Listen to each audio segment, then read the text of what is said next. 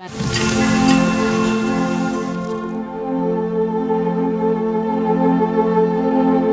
Heavyweight Boxing Championship of the world is one of the greatest prizes in sport, but only one champion has gone through his entire career in the division undefeated.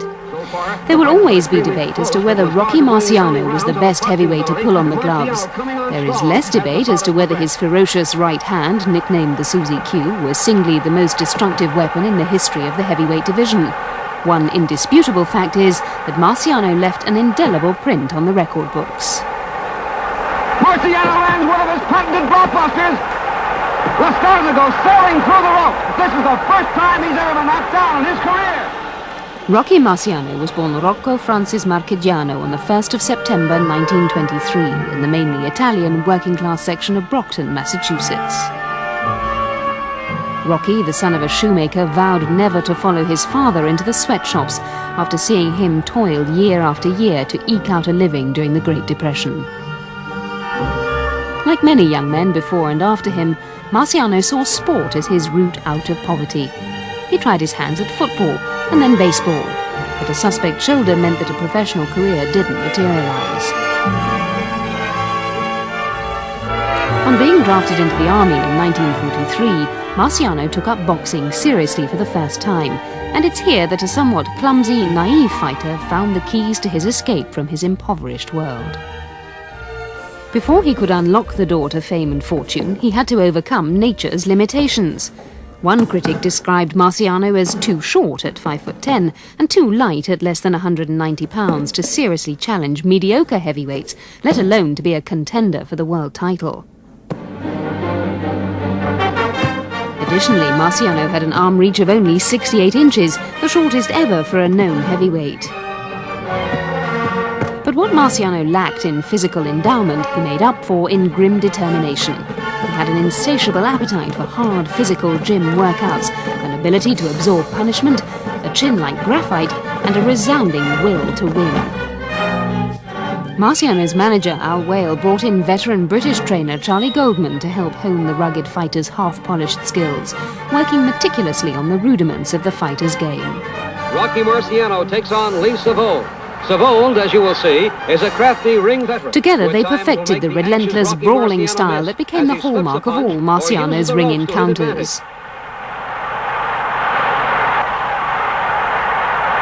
Marciano likes to stay close to his man, working to the body with punishing blows, and then moving to the head with smashing lefts and powerful rights. Marciano would steamroller opponents, throwing punches from every conceivable angle, sometimes taking 3 punches to deliver one sledgehammer of a blow. His style quickly earned him the nickname of the Brockton Blockbuster. It's July 12, 1951. Rocky Marciano meets Rex Lane in Madison Square Garden to determine the logical challenger for the heavyweight championship. Early in round 6, Marciano hits Lane with a punishing left. That punch really By the time Marciano fought Rex Lane in New York in 1951, he had knocked out all but 4 opponents in his previous 36 matches. Lane was to go the same way, courtesy of Susie Q. Marciano throws a short right, and Lane goes down and out. Marciano. Later that year at Madison Square Garden, Marciano faced his toughest opponent to date, former champion Joe Louis, who was on the comeback trail. A solid right to the midsection then by Marciano. Louis had to cover up an overhand right. Louis, at 37, was nearly 10 years Marciano's senior. He was also the blockbuster's boyhood hero. Every punch delivered by the younger, sharper man exacted an emotional price for Marciano. But he knew that to establish his own credibility, he had to rid the heavyweight division of the aura of the brown bomber. Now he's up at his feet. Predictably, the end came in the 8th, when Louis, a shadow of his former self, succumbed to a now familiar blockbuster onslaught. Right here and now. Louis using all his ring experience, trying to hold on. Marciano trying to get that one punch home. Back against the ropes goes Louis. A left and a right, and down he goes, and through the ropes on the apron of the ring. It's all over. He can't get up. After the fight, Marciano, expressing remorse at the damage he had inflicted on his idol, openly wept in Louis's dressing room. Ringside position, and all of Joe's handlers are looking after the former champion now. For more victories, all by knockout, set Marciano up for a tilt at Jersey Joe Walcott's world title in September 1952. Walcott was an ageing but classy champion, having won the title at the fourth time of asking with a seventh-round knockout of Ezard Charles in 1951. But many believed Marciano, at 29, was too young, too strong and too hungry for the champion, who, at 38, became the oldest heavyweight to defend a world title. Finish off Marciano right here in round one. However, it was Marciano's youthful exuberance that was initially deflated. Marciano. In slow motion, we can see how the champion timed that punch to perfection, shooting it right in with 200 pounds of weight behind it. In rounds 10 through 12, Walcott had a decided... With 2 rounds to go, Walcott was streets ahead on the scorecards. Marciano needed a miracle. It came 30 seconds into the round. The short bolt of a right, travelling only 12 inches, almost detached the champion's head from his neck. Riding on that one devastating right to the jaw. The journey from the rough Brockton streets was now complete. Marciano was heavyweight champion of the world, the first man to achieve the feat with a perfect record since fellow Massachusetts native John L. Sullivan 70 years before him. Well, last night I fought a real true champion in Jersey Joe Walcott. He proved to me what a champion is made out of. I hit him with plenty of good punches, and he took them very good, rolled with most of them. He's a very smart fighter, a durable fighter, and a very great champion. I only hope that I could be as good as him. The fame and fortune Marciano craved as a youngster were now within his mighty fists. He mixed with presidents and legendary sports figures of the era like baseball star Joe DiMaggio. His riches made him a target for the mobsters and mafia who befriended him. Not that Marciano did much to deter them. For the benefit of sufferers from muscular dystrophy, world heavyweight boxing champion Rocky Marciano enters the ring in Hollywood and puts his title on the line. Who the challenger is has been kept a secret, but he's said to be a killer. Showing the compassionate side of his nature, he spent a lot of time raising money for charity, here with actors Dean Martin and Jerry Lewis. This is for fun. Marciano only defended his title 6 times in 3.5 years, defeating Walcott a second time in 1953 before 2 epic battles with former champion Ezard Charles. In the last encounter, Marciano again turned imminent defeat into a stunning triumph. Marciano's eye and nose are badly cut, but his mean, hard punches are definitely weakening the challenger. Down he goes!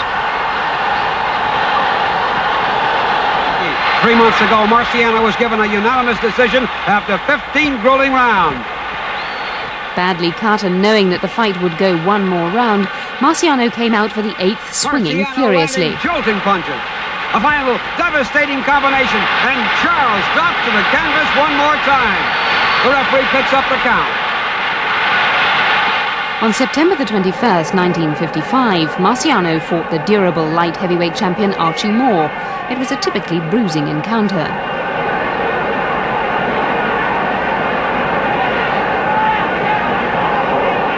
In the 9th round, Marciano delivered a deadly combination.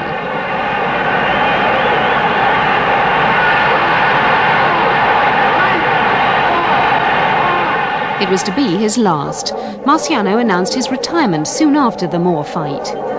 Gentlemen, I would like to announce my retirement from boxing at this time. Why? I promised my wife that I would retire before the month of May arrived. We were on a vacation in South America when I made that promise. Though he blamed family pressures for what many critics believe was a premature retirement, people close to him argued that his burgeoning loan business and his reluctance to pay his manager Al Whale 50% of his entire earnings were the major factors in his early departure. Whatever the reason, the world was robbed of one of its greatest athletes in his prime. Marciano died in an air crash on August the 31st, 1969, a day before his 46th birthday. His 100% unbeaten record of 49 fights, 49 wins with 43 knockouts still stands today.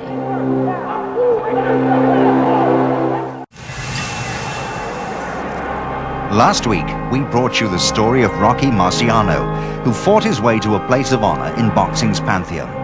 But for every success story in the fight game, there are hundreds of less glorious tales.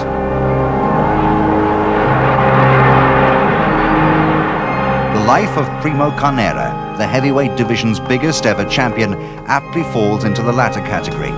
Carnera, an exquisitely chiseled specimen standing 6'7" and weighing a massive 260 pounds, fell prey to the greed and rapaciousness of some of the sleaziest mobsters ever to infiltrate the sport. Primo was born on the 26th of October 1906 to Sante and Giovanna Carnera in the small village of Sequals in northern Italy, weighing in at an enormous 22 pounds. It was not to be the last time that Carnera's size made him the center of attention.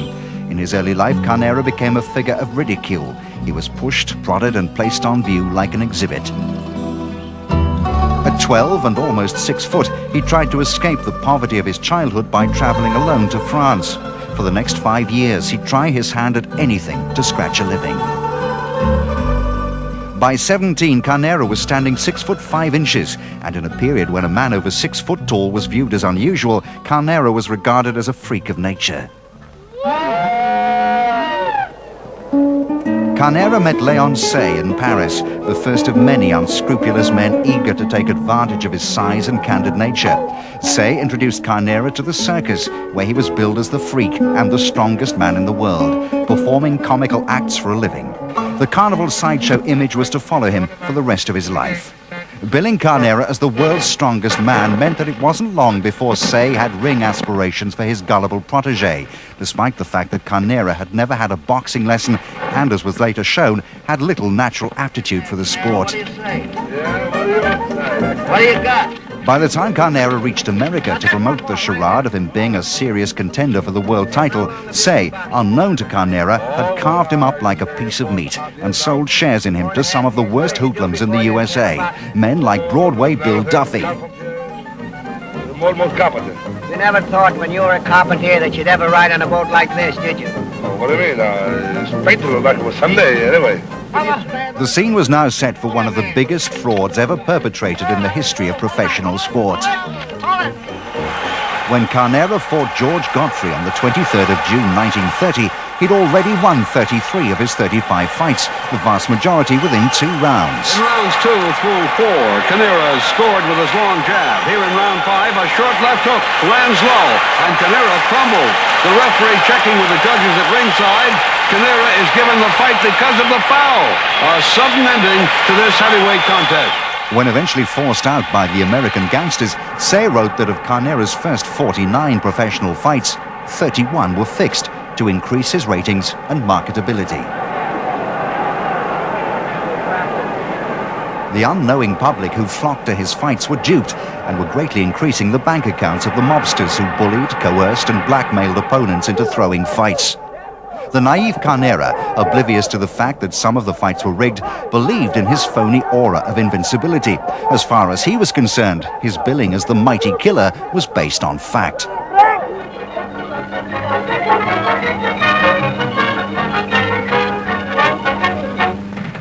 However, doubts about his supremacy began to creep in after he faced the fast-rising American boy Jack the Boston Gob Sharkey on the 12th of October 1931.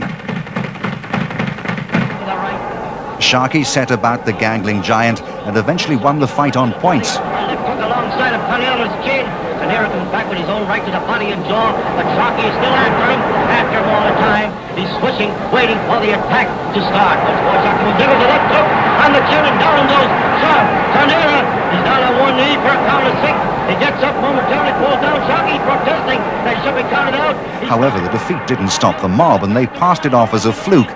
Carnera was ushered off to Europe to restyle his image and to make easy money from more unsuspecting spectators.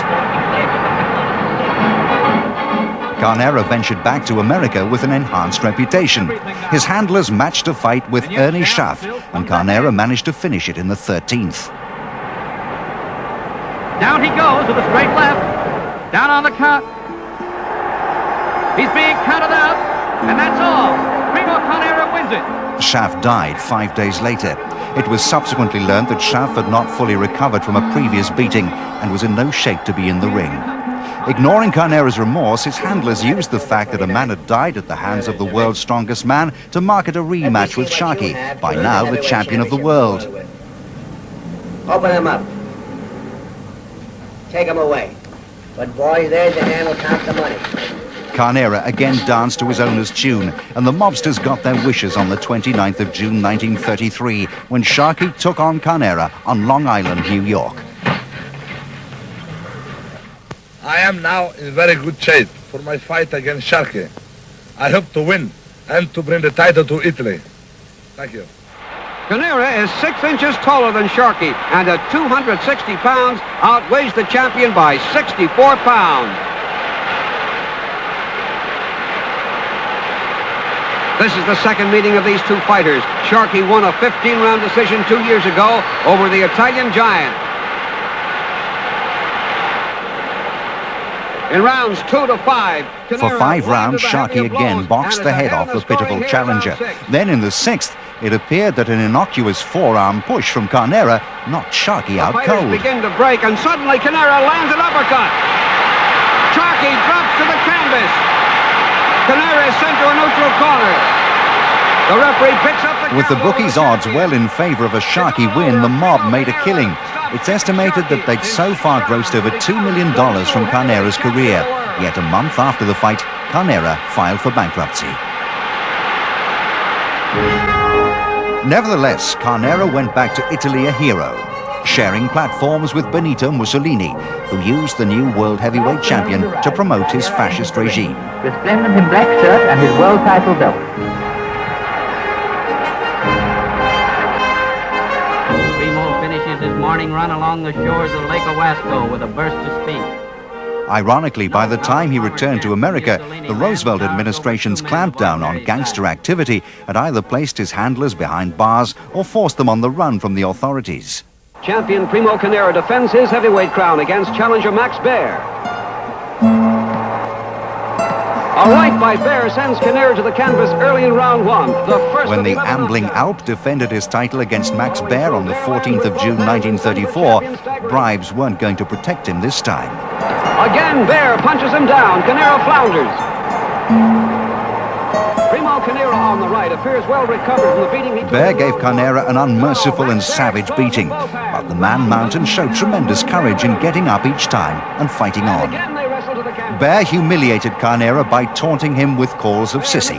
Counting the wrestling tumbles, Carnera hit the canvas a total of 13 times by the end of the fight. See how Baer throws that right to the jaw. That's his biggest bomb.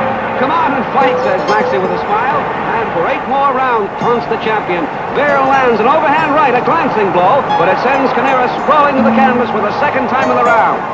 As Baer rushes in, Carnera turns to the referee. He's had enough. Max Baer becomes the new world's champion. Well, Primo, I'm really sorry to hear of your misfortune in the ring the other night.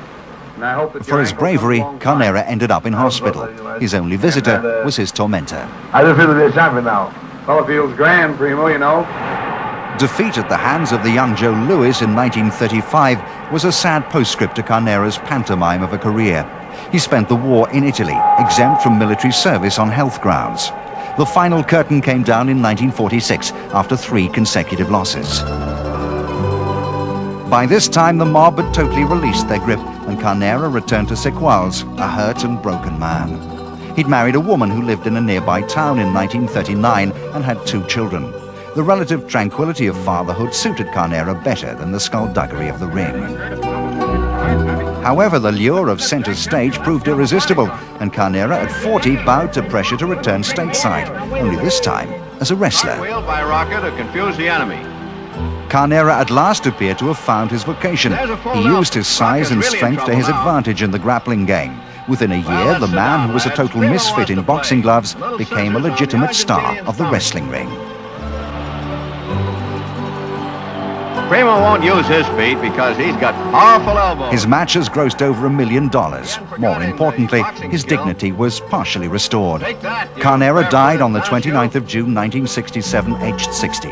Sadly, he will be remembered as a gargantuan figure whose naivety was exploited by men who brought the world of boxing into disrepute.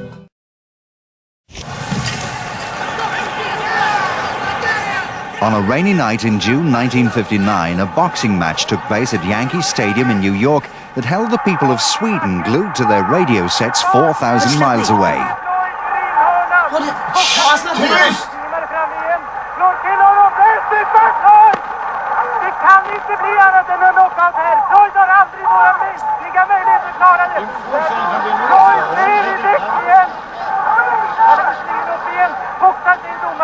That memorable night was to feature in a Swedish movie, My Life as a Dog, made 26 years later.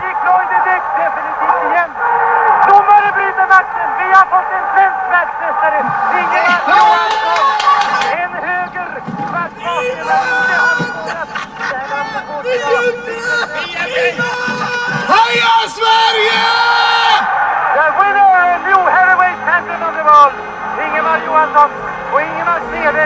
Sweden's Ingemar Johansson became the first world heavyweight boxing champion from Europe since Primo Carnera a quarter of a century before. Coming from a country where you could count the number of professional fighters on the fingers of two hands, Johansson's improbable victory brought as much joy to Sweden as their soccer side's equally unlikely appearance in the World Cup final the previous summer. It was a fantastic tour. Wherever we went, huge crowds of people gathered to greet me. Everyone wanted to congratulate me or shower me with gifts for becoming world champion. So it was absolutely unbelievable. In the 1952 Olympic heavyweight final in Helsinki, Johansson had been disqualified for not giving of his best and was not even awarded his silver medal. But Johansson made it to the pro ranks, and 4 years later he travelled to Bologna, hoping to wrest the European heavyweight title from Italy's Francesco Cavicchi.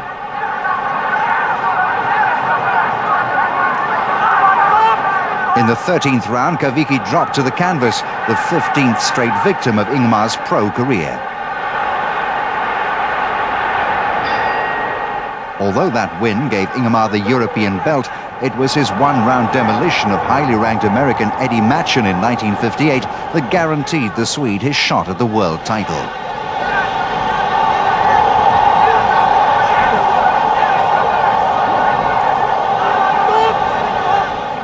From his training camp in the Catskill Mountain Resort, the same place where Marciano always went to train, Johansson prepared for his June 1959 showdown against incumbent champ Floyd Patterson. He refuses to use his right hand in sparring sessions. Heavy rain in New York on June the 25th forced the postponement of the fight. When the boxers entered the ring on the famous turf of Yankee Stadium the following evening, a crowd of only 18,000 were on hand. Over the first two rounds, not a lot happened to warm their hearts. In the third, the fight suddenly exploded into life. With all the power of an icebreaker, Johansson unleashed his feared right, the so-called hammer of Thor. Clearly dazed, Patterson was subjected to a ruthless barrage of punches from Johansson.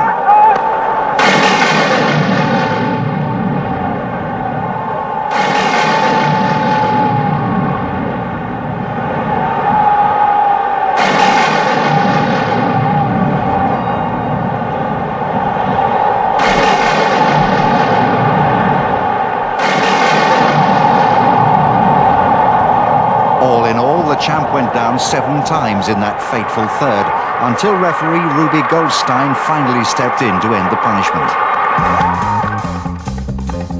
With his good looks and easy charm, the new champ readily forsook the rigors of the ring, preferring instead to indulge in a merry-go-round of modelling and movie-making. And when Johansson and Patterson met again the following summer, it was the first time either of them had fought in anger since their last encounter. Floyd charges Johansson, throwing a left, then a right, as Ingemar sidesteps. But Floyd throws another left-right combination, which lands. Patterson again charges in, throwing a left and a tremendous right. Johansson knows this is a different Floyd Patterson. This time, Patterson came into the ring at the Polo Grounds bigger, stronger, and decidedly more determined than he'd been 12 months previously. The same could not be said for the Swede. There wasn't much wrong with me. The problem was that I won the first fight too easily, and as a consequence I didn't take the rematch as seriously. That was my mistake. And he was suitably punished. Crushing left hook, which sends Johansson flying backwards into the ropes. A big left in the fifth sent Johansson crashing to the canvas. He was able to beat the count, but was unable to fend off the flurry of blows unleashed by the American. This is the moment Floyd Patterson has been waiting for. He moves in, throwing bombs with all the power at his disposal. Lefts and rights to the body, left hooks to the jaw. Every punch intended to end the fight. His punches are being thrown with the speed of a lightweight and all the tremendous power that his 186 pounds can muster. With a smashing left hook to the jaw, he sends Johansson down for the second time. Another huge left ended the contest. Patterson, who'd become the youngest heavyweight champ in history when he beat Archie Moore back in 1956, was now the first heavyweight to regain his world title. He recaptured the heavyweight championship of the world and shocked the boxing kingdom in the process. A third bout was scheduled for the following year in Miami Beach. This time, Ingemar took his training seriously.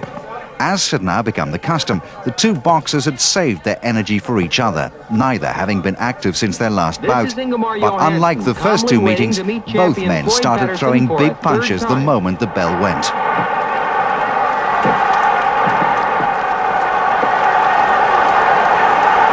Floyd is up at the count of 4, but there is a mandatory 8 count. Although rocked by Johansson in the first, Patterson was able to regain his senses thanks to the new mandatory 8 count. But the hammer of Thor breached the American's defenses again. The right hand which did most of the damage. Patterson fought back. Ringside spectators were at once appalled and enthralled as the two warriors tore into each other. Although both men were, and to this day remain, close friends, in this contest no quarter was asked and certainly none was given. Watch, as in a tussle in close, Patterson slips and goes to the canvas. But it's no knockdown, and the referee rubs his gloves and sends him back to the fray.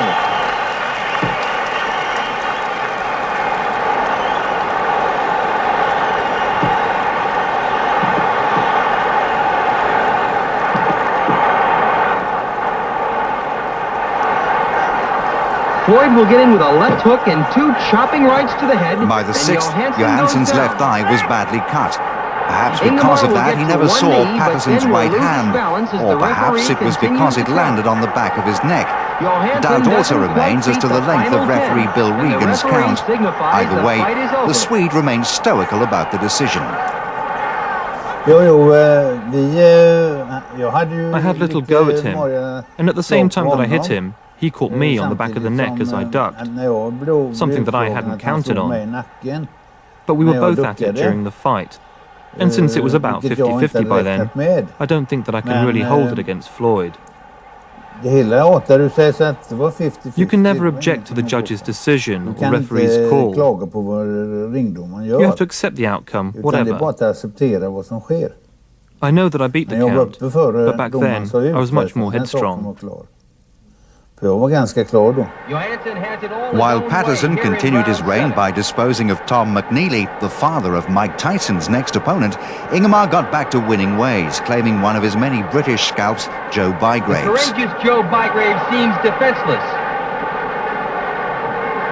The referee steps in and stops the fight, awarding Johansson a 7th-round KO victory. In 1962, he retained his European title against Britain's Dick Richardson in Gothenburg. The referee picks up the count as Richardson rolls over on his back. Johansson moves in to finish it. And a year later, he retired from the sport at the tender age of 30.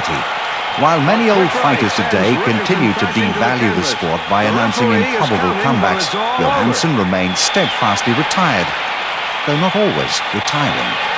Klar till drabbning, signalerar jag till dig. Programmets antivärd Ingemar Johansson.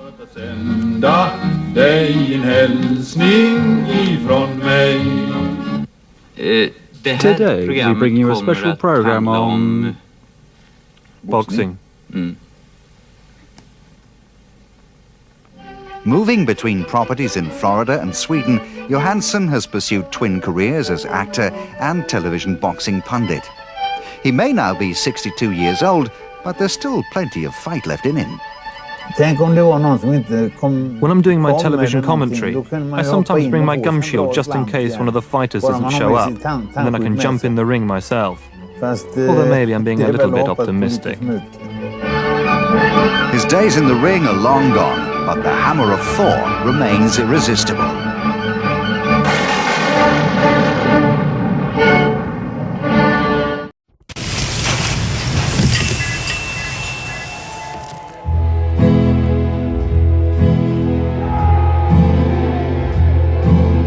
Carlos Monzón was undoubtedly one of the best pound-for-pound boxers of all time. He was middleweight champion of the world for 7 years, a classical fighter with the classical good looks of a matinee idol.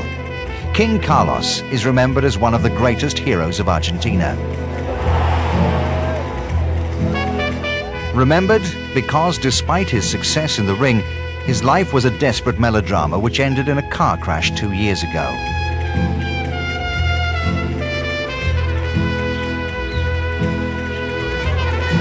To gain an insight into the life of this extraordinarily gifted boxer, Transworld Sport recently traveled to the self-styled Temple of Friendship, the Quincho de Chiquito, in Monzón's hometown of Santa Fe. Restaurateur, fisherman and bon vivant, Chiquito was also his oldest friend.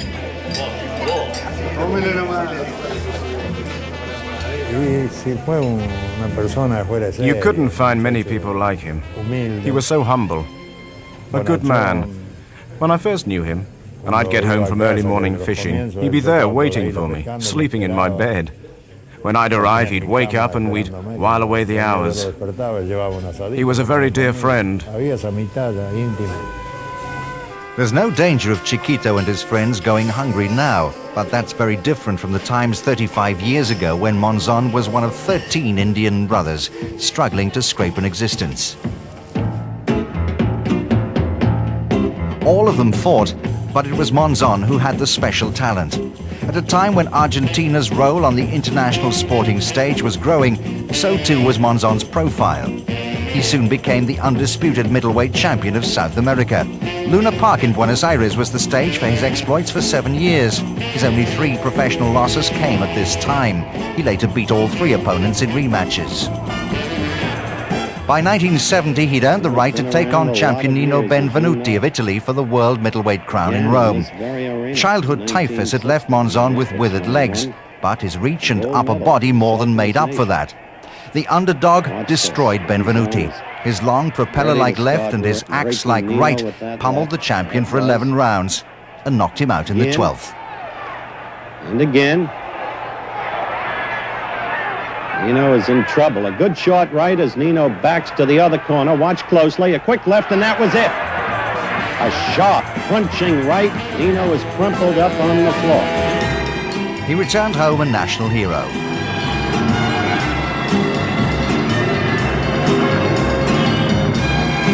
In addition, his good looks and mixed-race background made him the ideal propaganda material for Argentina's military dictatorship.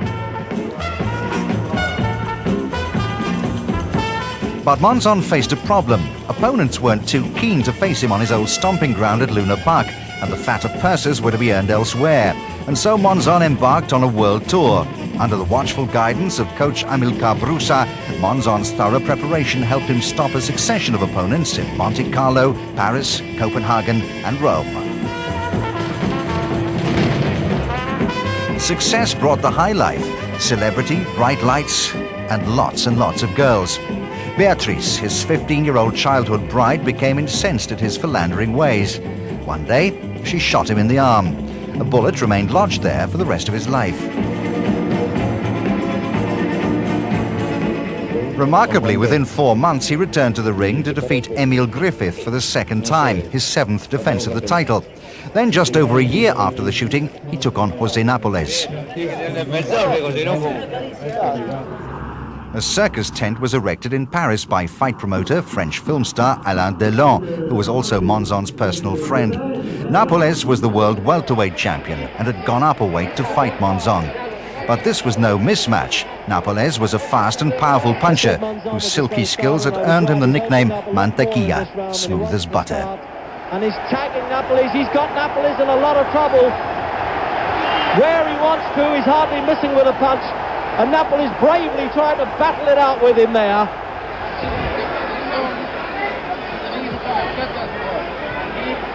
Look at the effective punching of this man, Monzón. He does not miss with one, does he? Oh, he really teed Napoli's up for that one. It was almost like a golf shot off the first tee. He looked as though he got his driver out and said, well, here it comes, right down the middle.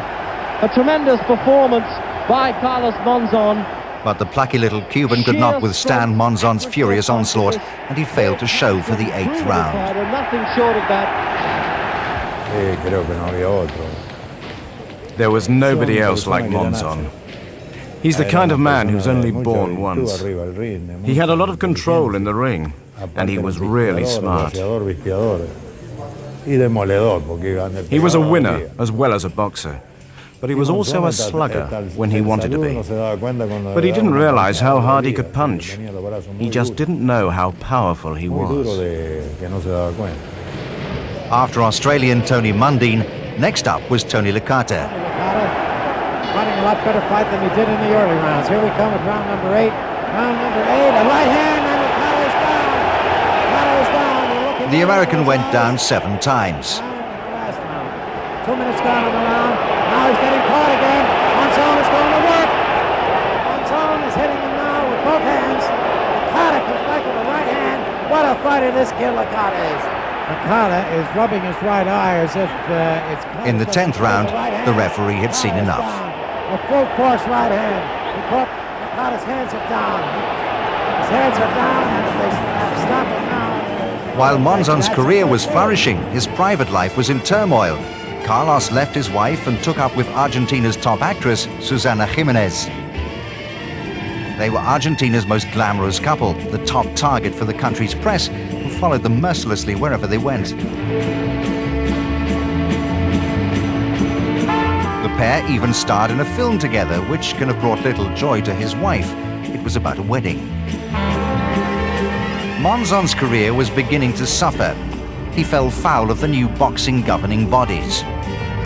In 1974, the WBC stripped him of half of his title for not fighting Rodrigo Valdez of Colombia.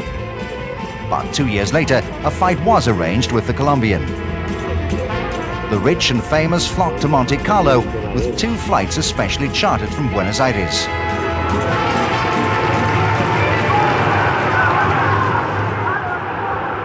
For the first time, Monzón, now 33, seemed to struggle. He mistakenly tried to out-hit the more athletic Valdez. The bout became a war of attrition.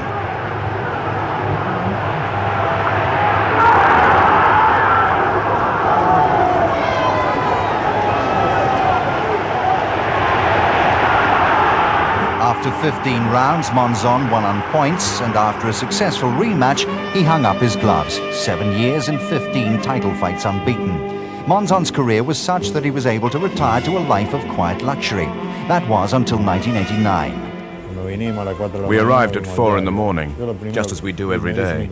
And the first thing that my colleague said to me was, "Look, Carlos has killed his wife." And I just thought he must have had an accident with a car or something. But then everything all came out and we had to go to Mar del Plata.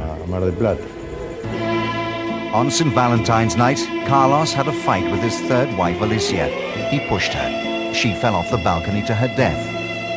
Monzón's guilt was hard to establish. He said that he could remember nothing. A rag and bone merchant claimed to have seen Carlos push his wife. Despite national debates on radio and in the press, this was the testimony which eventually sentenced Monzón to 11 years in prison.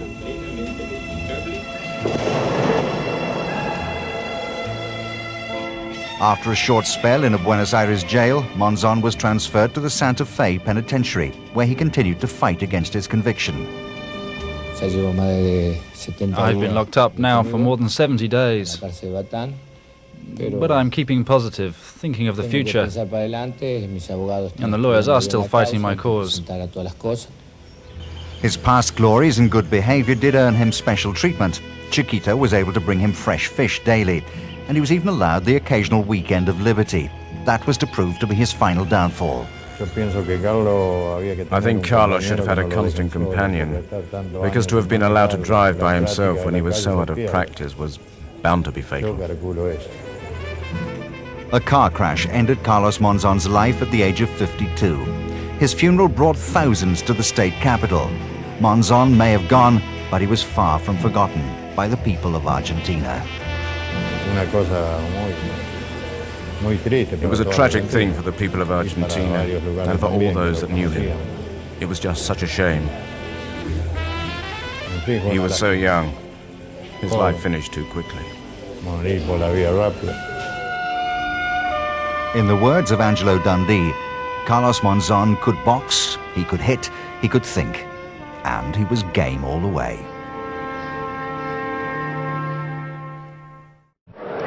Okay, I'm going to let both corners know right now, since the trunks are where they're at, I'm considering this a legal punch from both boxers. Gentlemen, I give you both your instructions in your respective dressing rooms. Give me a clean fight inside. Good luck to both of you. No, I would say one thing before we start. Tony Gibson, the referee, said something I've been waiting all my life to hear a referee say. Because of where the trunks are, he's not going to consider a low blow getting hit on the stand. It says juice and TNT. I've been waiting all my life to hear a referee say that. That's intelligent. If the trunks are too high, it's not a low blow. Well, it's kind of a startling difference when you're at ringside here, when you just come out of a fight with the guys that weigh 108 pounds, and you go into the heavyweight division and you see Tucker in there at 235. By the way, since the Tyson fight, when he weighed 221, so he's still well above that. Tucker's average, as you alluded to earlier, was 246 pounds per fight. You know, Juice, which is the name they've given Orlin Norris, comes from the first fighter squadron of what we're looking at. TNT is from the bomber squadron, heavy bomber squadron. That's TNT. Tony Tucker. Freddie, would you agree that Tucker is a good technical fighter in the ring? Yes, and he had great promise when he started. Unfortunately, and that is highly destructive to your reflexes and your ability to fight. He had all the talent to be up there. He could have knocked out Mike Tyson. If he got himself back to where he was, he would be still a contender for the title of Tyson. A wild right and then a wild left, missing by Orlin Norris, who's trying to come in and throw uppercuts against Tony Tucker. And you know, Orlin says it's easier to punch, for me to punch up than for him to punch down. A bit of boxing logic that I have no idea what it means. I wouldn't like to punch up particularly. Well, when you're 5'9" fighting as a heavyweight, you invent your own washer. Yeah, either that or you stay as a body puncher with his belly button. Which, by the way, that's been remarkable. Little body shots here. Not unusual for heavyweights. You always are looking for that one key out of here. That one key that unlocks the door to the knockout. Headshot. Tucker trying to throw the left hook to the body. That'll be difficult for him because Norris, when he bends to throw that left hook to the body, Norris bends down too and doesn't give him anything to shoot at. Nothing for those big arms in front of him. He has nothing there. Tucker shooting dynamite, no question about that. He's looking for that right hand, and that right hand lands. There's that uppercut from Orlin Norris, and he landed. He's been trying it all around, the fourth or fifth one that he tried, and he finally got through. Tucker's been making the fight. He's not really landing anything effectively, but he's been doing all the punching. Orlin Norris apparently just waiting for that one opening. Figuring that the longer it goes, the more it is in his advantage because Tucker hires out. Orlin Norris had only 9 knockouts in his first 22 fights. He was pretty much a boxer then, but he just felt that he had to change his style to market himself for one to see more effective. Norris was really loaded him up, missing, but nonetheless, he is throwing bombs, Sunday shots. He was so exposed. He'd thrown 2 big shots, and he was all off balance. That's what they want. The corner wants Orlin Norris. Jab. Watch, wait for it. As far as TNT is concerned, you heard him say, listen, all you got to do is fight a one-handed fight. Just jab, jab, and then turn the hook off the jab. You agree with that? No, absolutely not. God gave you 2 arms. Defend you himself.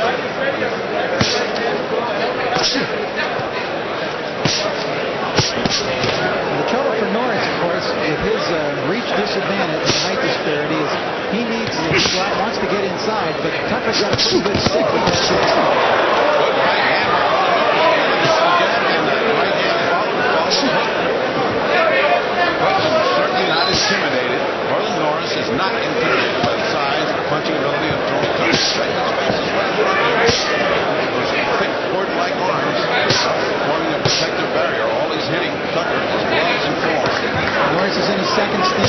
WBF champion. He won it recently with the first round knockout of Lionel Washington. Trying to go to the body again with that left hook. Norris has had a couple of impressive victories over opponents with names in the heavyweight division. Ronaldo Snipes a few years back, and also Greg Page in the field. Nice boxing by Norris. He just kept moving his head, and TNT just missed every punch. Nice little smile playing on the face of Norris. Just saying, you know, I'm a better boxer. You know, I'm better than and then a right hand by Orlin Norris. And he has been able to reach the taller, bigger man. I'm surprised he's not putting more of a jab to the midsection of Tucker. Guys that vary in weight that wildly have weak midsections.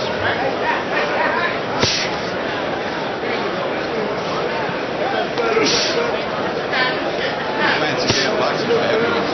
Nice to see.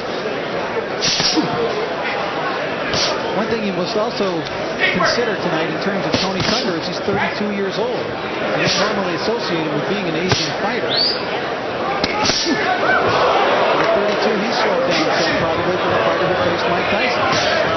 He's had a lot of little excursions in the drug rehabilitation programs, and that makes you miss a bunch of fights, and you don't see him, you don't think about him, you don't think of him getting old. He's getting old, and he's in the greatest shape that he could be in because of the drug problem. You cannot fool with drugs and be an athlete, I'm convinced.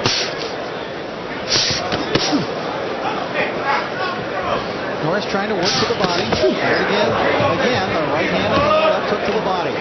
Tucker tying him up. As we go into the final seconds now, round number 2. Good body work from Orlin Norris. He's fresh. He's having fun. Those guys are starting to hate him. Looking at him like if he's just a workout. That's because he worked with him. The answer is right, fans. He worked with him. when he was preparing for Tyson, Orlin Norris was a sparring partner for Tucker, and he aimed to drop him in training, so he has the confidence that comes from that type of event. You're planning to run these quizzes throughout the evening? Yes, I'm not trash. I'll do my homework.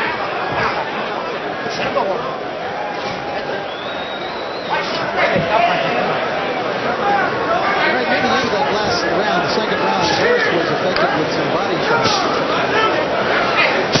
Tucker's just trying to stick.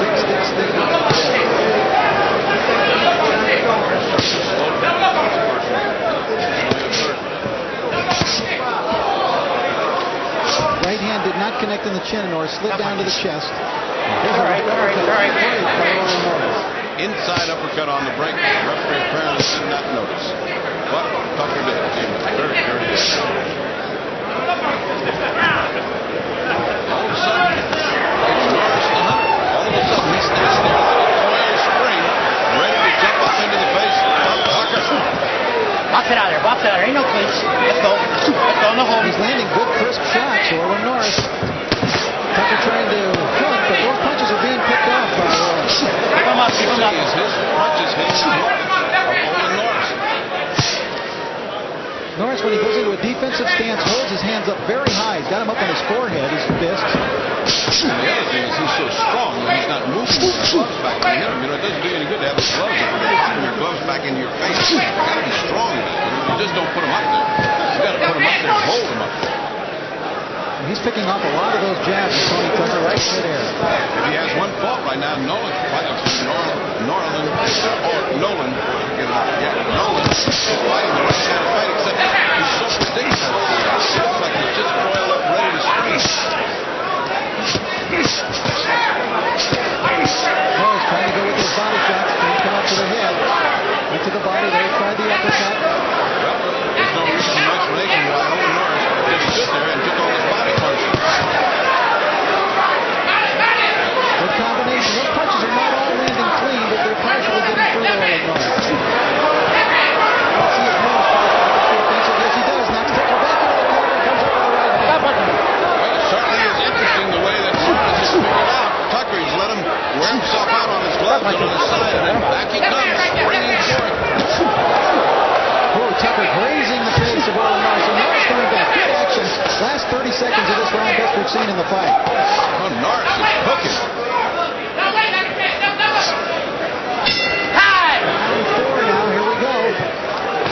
had some very effective work, Bertie, in that last round, in the last minute. He's fighting very intelligently. He is taking all the punches that Tucker wants. He's inviting him to punch to the gloves, and he's him to the side. I thought that was kind of a mistake he was making there, but he's very confident in his condition and his ability to take the body shots of the bigger and stronger punching Tucker. Tucker, the former IBF heavyweight champion. He won it back in May of 1987. Remember in the unification tournament when he defeated Buster Douglas and stopped him in 10 rounds and then lost it just a couple months later. Didn't even have a chance to enjoy the title. Lost it to Mike Tyson. But in defeat, he gained some admirers that night by going the distance. And in the first round, really rocking Tyson with a right uppercut. Tyson still says that was the toughest opponent he's had. That was last time he went to the distance. So could be proud of that outing.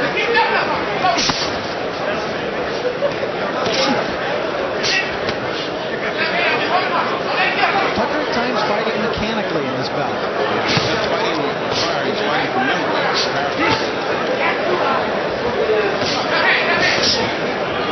Smile. The little smile to Norris as he looks at everybody. He just seems to be having such a wonderful time. Coming in, and I think they're going to get a message to Tucker that, hey, you can't keep me off of this together. Keep sticking it out there. I'm coming at you. And he's out-roughing him. He is out-toughing the bigger man. Excellent thought by Tucker to try to land an uppercut between those two arms. It didn't work, but that is what he has to do. This fight is scheduled for 12. And Orlin Norris showing no fear nor intimidation by the champion, by the former world champion, Tony Tucker. Norris, the NABF champion now.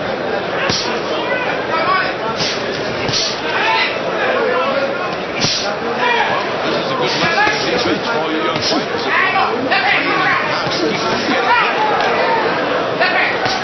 And when he opens with the offense, he's a good fighter. Norris puts in long punches. Yeah, and he throws them in bunches. He's got good hand speed, Ferdy. He showed there when he had the two lefts and then followed it up with the crisp right. And he can throw combinations at Tucker. Rolled up for a Sunday punch and overhand right that cut Tucker on the top of the head. Point builder, not hurt. Those little joking punches he puts in, especially the little hooks, double hooks when he comes in. The second one is catching Tucker right on the jaw. He's outspeeding him even with a jab. This little tiny guy is outspeeding the huge guy with a jab.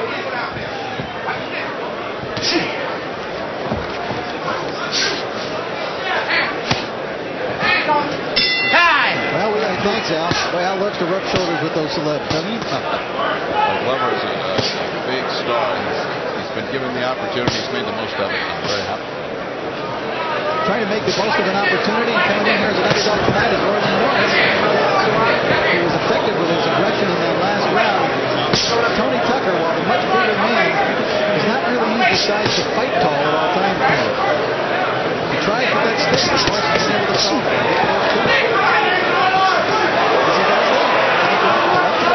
And the overhand right. And what you're watching is the extremely slow reflexes of Tucker.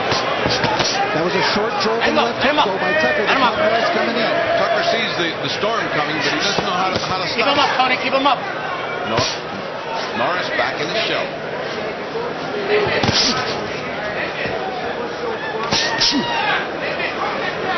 You get the feeling it's not as if Tucker is out of this fight. All he needs is so huge. All he needs is one of those big, good crossing right hands or a good uppercut, and it could be curtains here. So it's not like this is an easy fight for Norris. He's just smiling. Like in his mind, it's easy. He's making it. Would it be? Tucker is a long-range fighter, Ferdy, but would it be to his advantage? I mean, 22 pounds heavier to try to maul Norris a little, lay on him a little, push him down maybe from the back, that type of thing? For Tucker, yes, not for Norris. That's what I mean. Oh, yes. Yeah, absolutely. He should try to get it close, but the problem is that Norris has got superior reflexes, won't let him get close to maul. He's quick with his hands, isn't he, Norris, when he gets the combination? He's one of the fastest heavyweights I've seen so long. Remember who's fighting right now. He's got hands this way. This family's got an awful lot of talent. Monzón genes were passed on from the father. Both guys can fight well. Orlin Sr. fought himself.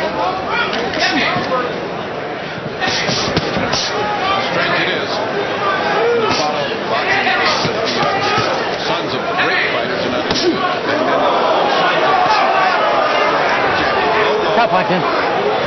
Both of you keep them up. Keep them up. Getting in and saying a little bit about the low blow. Those punches were not He's getting close. He's getting within the distance that he needs to be effective against Tony Tucker. He's getting two seeds, close and careless. The first one's good. The second one's not too good. He's getting to enjoy this so much. He's getting careless. I have the feeling he's really enjoying the combat in there tonight. I can't remember when a fighter smiled as much as this guy has.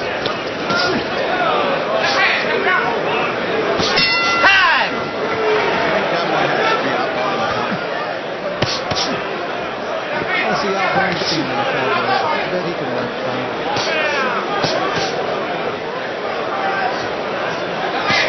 You know, one of the knocks on Tucker is that even when he's great, he gets out hustled, goes to sleep. He doesn't work hard every round. Well, so far he hasn't worked hard at all, except in the first round. He's just been out hustled.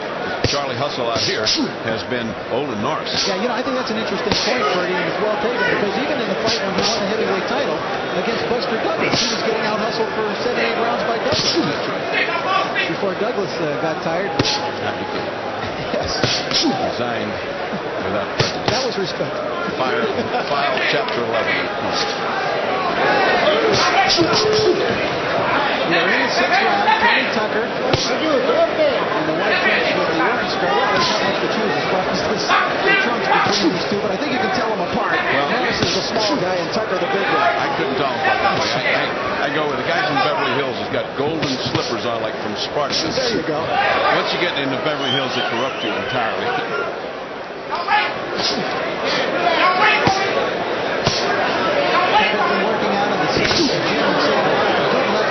That was a nice left hook. These are hard punches he's putting out here. Listen to the commentary to show you I'm back here fighting. Tucker's been working at the same gym that Thomas Hearns has been working out to get ready for his fight with Virgil Hill in San Marcos, California.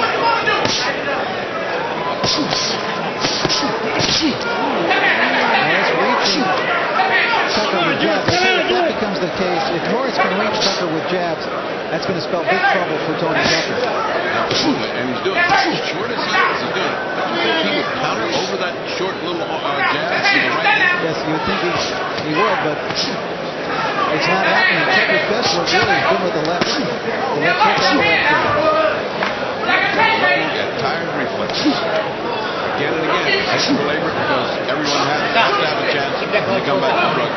But for athletes that are out in every sport, you just can't do drugs in the championship sport. Even when you take the rehabilitation, come back. It's so tough. Good right hand by Tucker. Norris coming in, but boy, did he take that well. Norris didn't even flinch, and it was a solid shot to the jaw. Those were two big thumping body shot, a nice hook by Tucker. Every once in a while he wakes up and he looks just good. Just keep up the concentration. Can't stay focused. Gets discouraged when he's just hitting gloves and he lightens up on the fight. Low blow. That was a low blow. Now Tucker.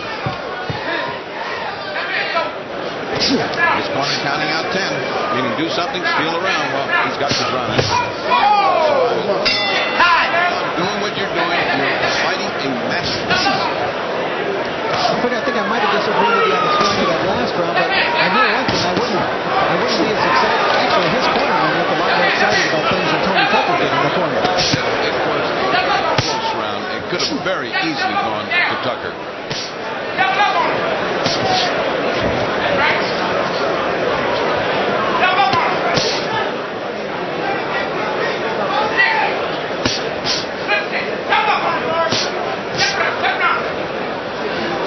Tucker trying to base everything off the jab. Look at him measure up to the right.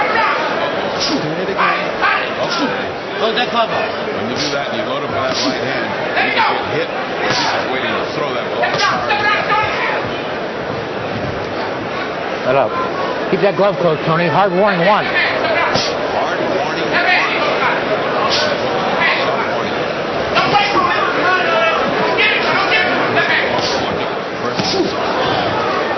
Well, Norris missed with the left hook, so he went in with the shoulder into the chest of Tony Tucker.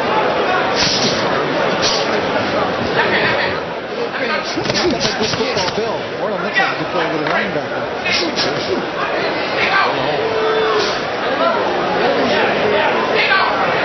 Still to come tonight, don't forget Thomas Range and Virgil Hill for the WBA light heavyweight title. Already tonight we have seen Troy Dorsey with a stunning first round knockout. And saw Peter Gonzalez regain his light flyweight title with a unanimous decision victory against the top 10. Right now we are in round 7 between Tony Tucker and Orland Norris. There's no knockdowns in this fight.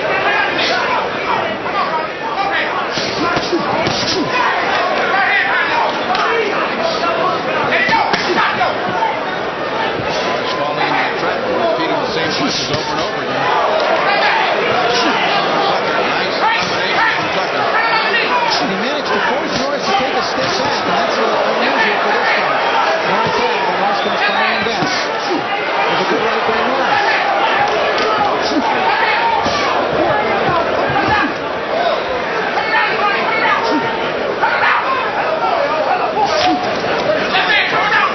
It just sort of aims at a moving target. It's like duck shooting. Whereas you see Tucker, just his toes are digging in. He just wants to land that big bomb, change his thing. Leg kick by Norris grazed the face. Tucker was pulling away.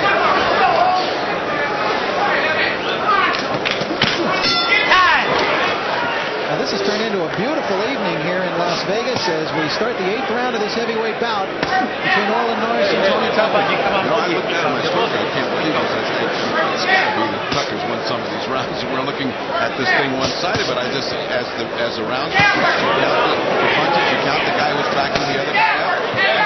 The second one over. Everyone got harder to shot. Well, these have been close rounds for the large part of the last 10 rounds. What can you do? They add up. I'm just looking at it. When you look at a thing like that, sometimes you get on somebody's case and you just don't see it right.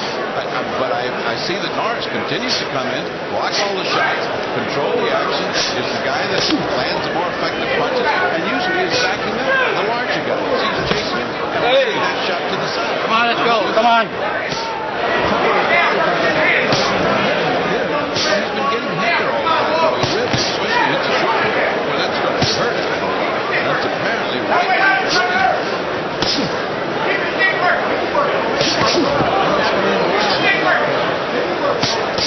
That's silly on his part. You get a lot of off your feet and you can get grilled. There's nothing that feels worse than being off his feet and getting hit a hard counter.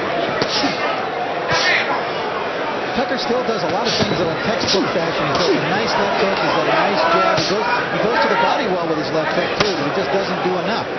Tucker, look at that. He's shaking his head. Every time he gets hit on the side, he's shaking his head. It's Tucker. It's bothering him back there. Something that Norris has picked up his corner is saying, same spot, go right to it.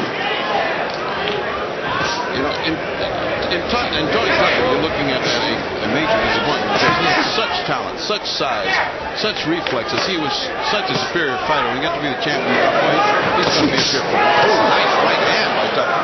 He landed it right on the side of Norris's head. First clean, good right hand is landed. Now, one thing that continues to impress me about Orland Norris is he takes punches well. Yes, he does.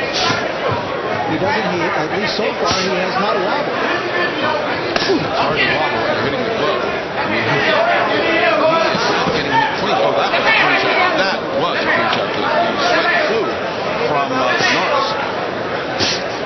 When I got back to it, I didn't see the exact location of the glove. Boy, there was a lot of sweat coming off his head. Tucker trying to put some punches together. And enjoying a pretty good round. Yes, he is. That's right. Come on. Hip again. Orland, keep him up. One hard warning. One soft to one hard. I wonder if two softs make a hard one. Stop. Time. Tony Tucker. Yeah, I would have liked to have seen Tucker throw that right hand. Perhaps following the jabs a little bit harder. As you mentioned, they're 30 to counter off of those left jabs that Orland Norris is throwing. You can see it. You know he's throwing. You know you can hit him with yours.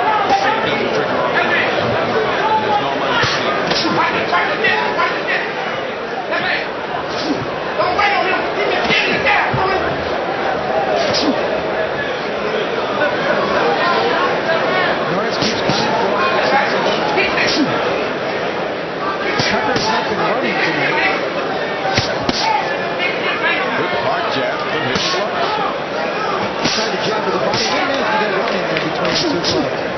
By the time he gets there, it's hit both gloves. It's ricocheted in there. It's not such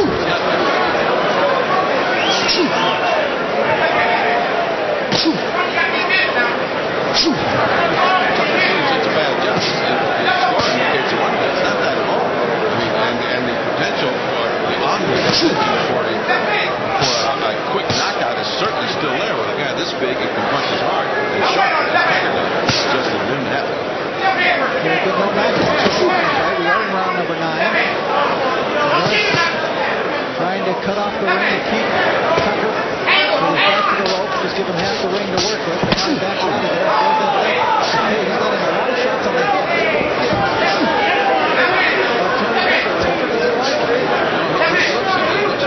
It looks like it bothers him. His face reflects. He might be hitting that short rib, as I said before. And of course, the bottom of the rib cage gets very sore.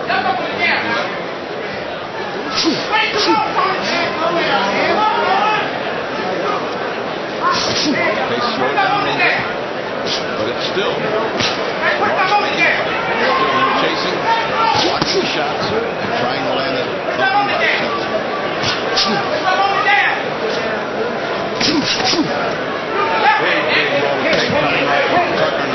Get in the neutral corner. Redo the Give me a glove. And I think Tucker should be happy to get any rest as well. He wouldn't mind if the sound of gloves in here. Here's some silver, quick. Angelo Dundee would probably figure out a way to work. Give me some silver. Come on, let's go. I said I was kidding. I said it kiddingly, but somebody with a scissor cut the whole strip off and cut into the strings. So now they're really having to tape it. I've never seen that. I mean, we've seen a couple of new things here tonight. Hard all the tape cut out, and now here we go again. We resume. Casey McKinley in the corner, retaping the glove of Tony Tucker. He's managed by Jack Cohen. It's just wound up with that left hand. Wound up and missed. That takes a little while. Throw something just then. He's coming in like Joe Primo. You know, all out. He doesn't care. He just launches himself like a human comet. I mean, that's the kind of aggression that you expect from him. Oh, another good hammering shot to the head of Norris. Yep, he caught that shot coming in again. But it's high on the forehead. It was high up. Look at that.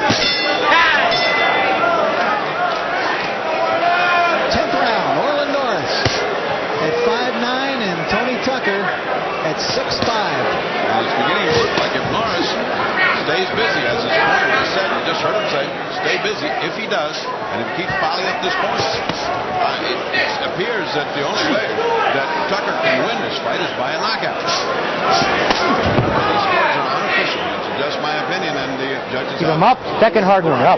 Second hard warning to Tucker. That's the only way. I guess for the third, you lose a point. This corner is at 5'2". Norris aggressive.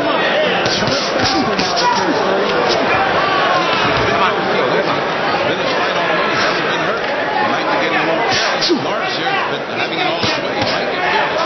Tucker, though, does have his moment. That's what keeps it interesting. He's still in the fight. Tucker has not quit. He hasn't. He's lost his attention span every once in a while, but that's his nature. But he's tried. No disgrace in Tucker's performance. He's tried. He's just in with a little guy that's much faster, has excellent boxing moves.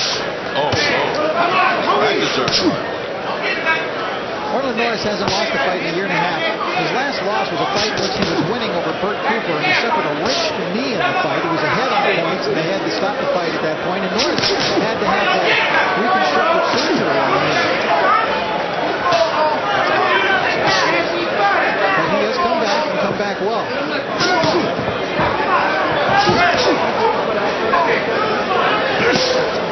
Norris is picking up the action. He's letting this guy get brave now. Okay, let's go. No wrestling inside. Let's go. But Norris is getting a little tired after all. It's round 10, and he's been doing all the lifting, pushing, and pulling here.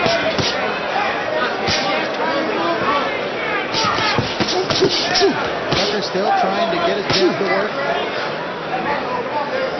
And to keep Orland Norris on the end of it.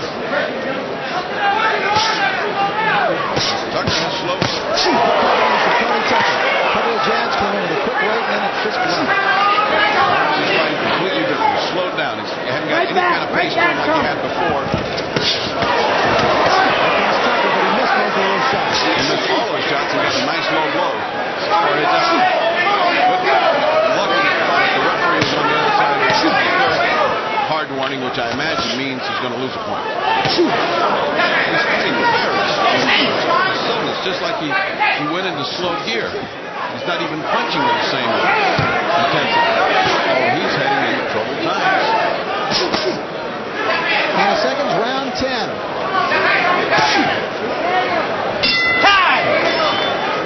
All right, let's see if Norris has gotten recharged in his corner. He said, well, you blew that round. I thought he did.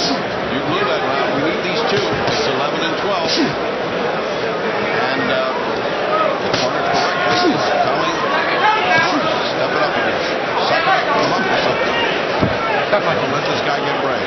Well, Orling started fast in that last round for the first 30 seconds. And he closed the rest of the round. Well, I think he got hit there. He'd gotten hit several times. And, you know, you are talking about it like it's a bang. And there is an effect to hard punches, which is going to close it out. He's been fighting everything. He hadn't gotten hit real hard yet. Tucker did put a couple of good combinations together in that last round. Good couple of shots. I mean, he won the round. We're now at 97-93 officially with Norris ahead. Definitely these two rounds are rounds that Tucker should really fight as hard as he could.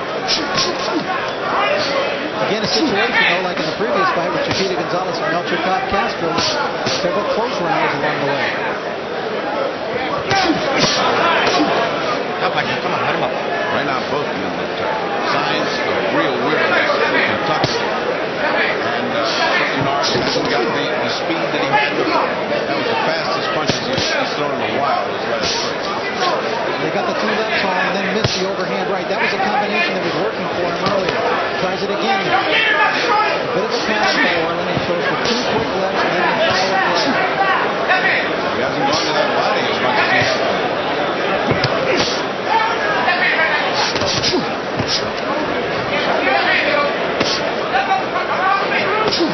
Tucker at 52 still is his race to go. I just want to mention that. Well, that's the second match. You can see the talent of the man had, the grace, the ability to dominate the sport that he had.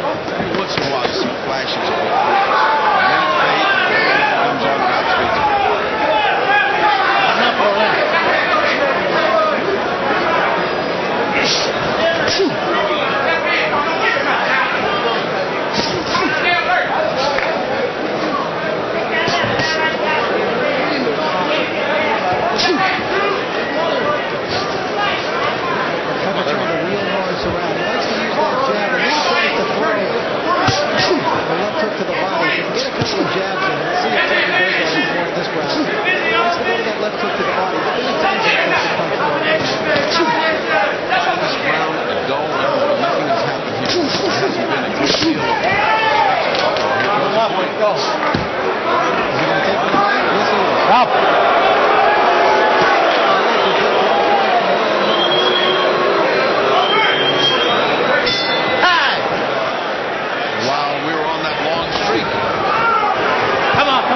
Let's go. Orling, you keep it up. You keep off his neck.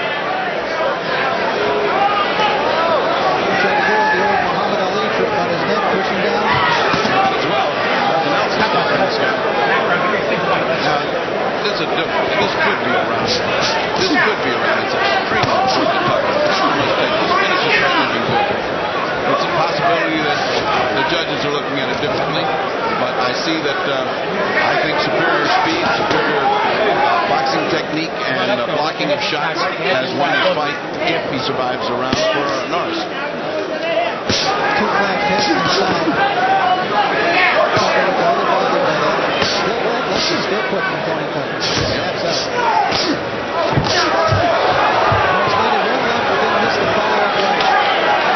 Stay off that neck. Second warning. Let's go. Stay off it.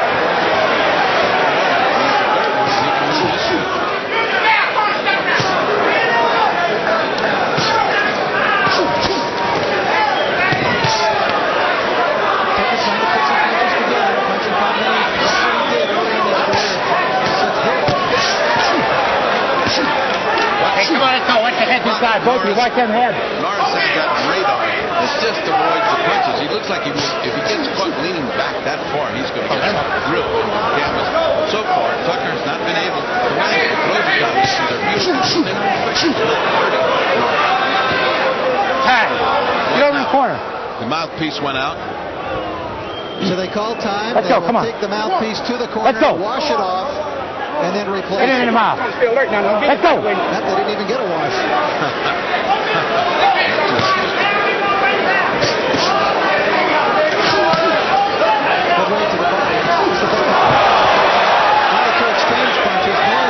Let's go, let him first, and then Tucker trying to fire back.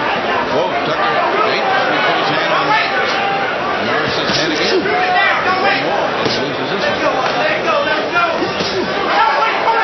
Norris puts him much better now. The last 2 rounds, he sort of took a vacation. He's starting to get a little sharper again. Harder.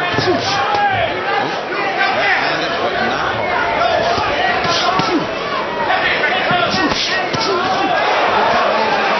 That last right. Sends Tucker's head.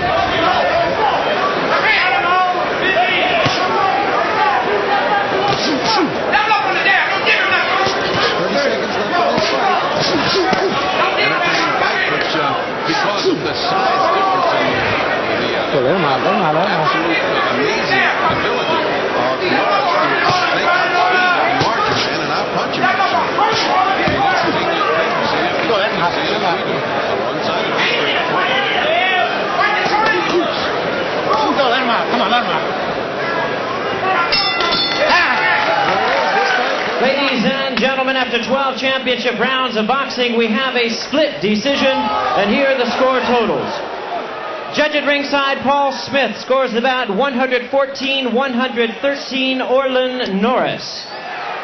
Bill Graham scores the bout 117-110, Tony Tucker.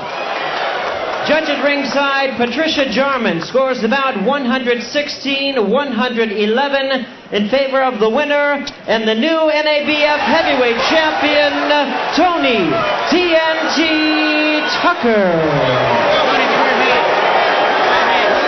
Decision for Tony Tucker that is met with a mixed reaction, to say the least, from the crowd here on hand. Tony Tucker running his record of 41-1. It was not an easy. Ladies and gentlemen, Forum Boxing Incorporated, along with Budweiser, presents the main event of the evening. 12 rounds of boxing for the WBA Intercontinental Heavyweight Championship. This bout is supervised and directed by the World Boxing Association in conjunction with the California State Athletic Commission. Representing the WBA supervisor at ringside, Ned Potemkin. Representing the California State Athletic Commission, the chairman is Commissioner Jerry Nathanson, and the Assistant Executive Officer, Don Muse. Presenting to you the officials as appointed, judging at ringside, Larry Rosadia, Pat Russell, Gwen Adair, and the referee in charge of our main event, Robert Bird. All right, fans, here we go. This is it, the main event, 12 rounds of boxing. Introducing to you on my right, fighting out of the blue corner, the challenger, wearing white trunks with blue trim.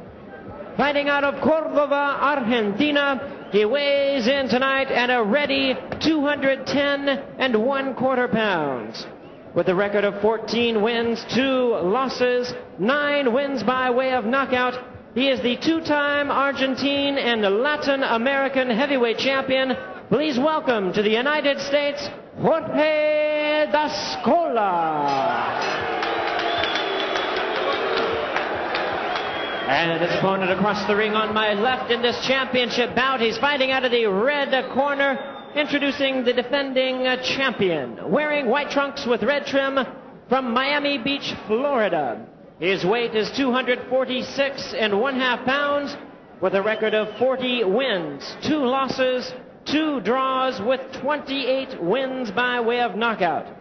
He is the former WBA heavyweight champion of the world, currently ranked number 5, the defending WBA Intercontinental Heavyweight Champion, Michael Dynamite Dokes.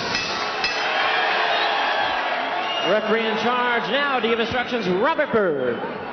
All right, I gave you instructions in the dressing room. The only thing I'm going to reiterate now is when I tell you to stop, that's what I want you to do. When I tell you to break, I want you to break and break clean. Is that understood? Is that understood? All right, let's rock and roll. Is that understood? The guy looks at me like that. You bet it's understood. He says jump, I say how high. Michael Dokes, 6'3", Dascola 6'2", 246 and a half to 210 and a quarter.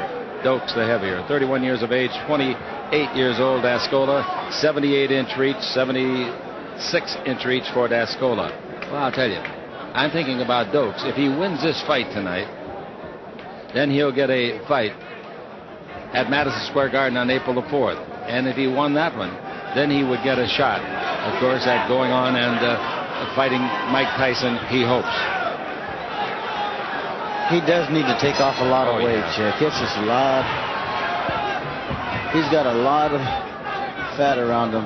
And he looks better than he did the last time, but he's only 7 pounds lighter.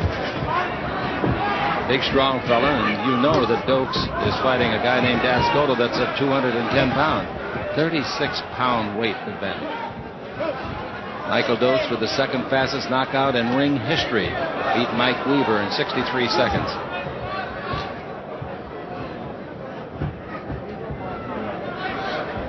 Then they had a rematch, and Dokes won that in 15 rounds. He looks pretty quick, though, carrying all that weight. Michael Dokes does. Yes, he does. He looks better than he did last time.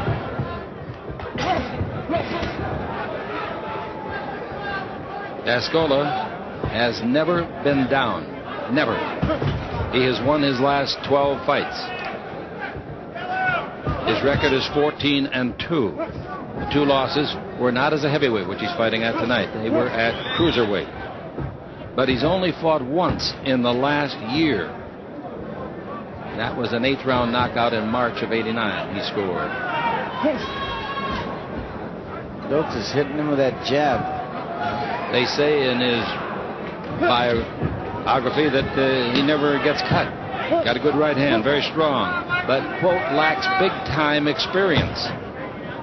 Why did he take this fight? We asked him. He said, because nobody in America knows anything about me. I'm well known in Argentina, but not in America, and I want to fight somebody with a big name. Well, he is. And a big man. Boy, he's big.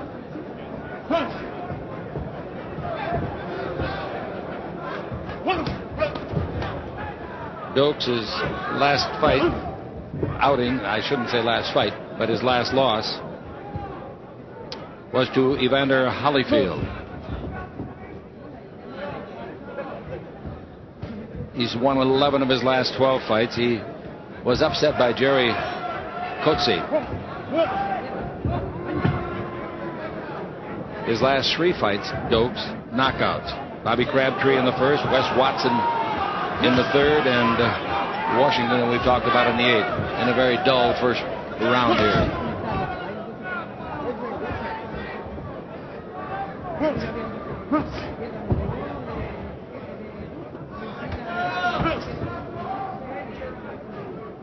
When he beat Mike Weaver in 53 seconds, that was on the 19th of December in '82, he won the WBA title. Okay, we're going to get out of here for a commercial, then we're coming right back with round 2 of our scheduled 12-rounder. Round number 2, was the first one difficult to score? Well, Michael Dokes threw the jab more, and he stuck him with that jab, and Dascola has been real hesitant to throw punches, so I gave the first round to Michael Dokes. 12-rounder for the WBA Intercontinental Heavyweight Championship. Dokes would like to take it to Madison Square Garden on the 4th of April and fight the good Canadian Rudock. And then if he wins that, thinks he can get a shot at Tyson.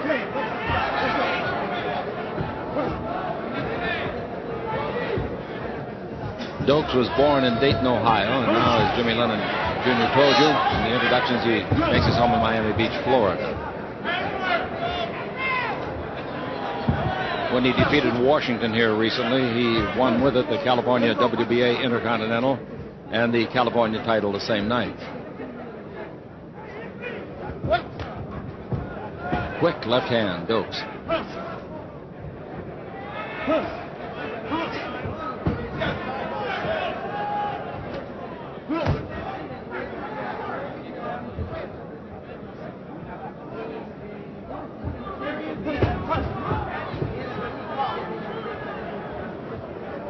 I saw Jerry Quarry out in the lobby of the Great Western Forum, Chick, and he's looking very trim, and I asked him, are you back in the gym? He says, you're right. He's going to fight George Foreman. He signed the contract to fight him. Now that's really... Are you kidding me? Yes, I am serious. He's going to fight George Foreman.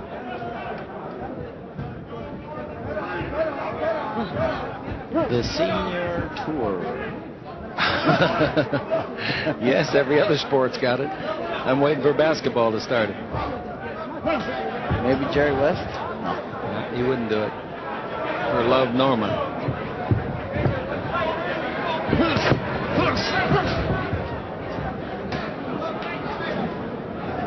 Jerry Foreman and George Foreman.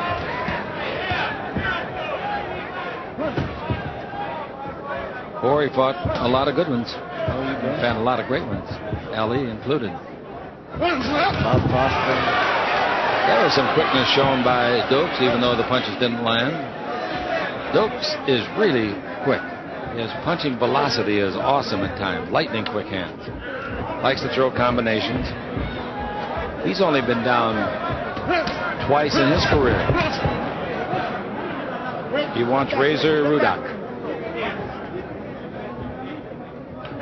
One thing about Dokes, he takes a lot of shots. Okay, end of round number 2. Round number 3, Chick Hearn along with Ruben Castillo, and we're at the Great Western Forum. And it looks like Dokes is going to kick it into another gear this round if he can. Look at those quick hands for a man that big. 6'3", 246.5 pounds.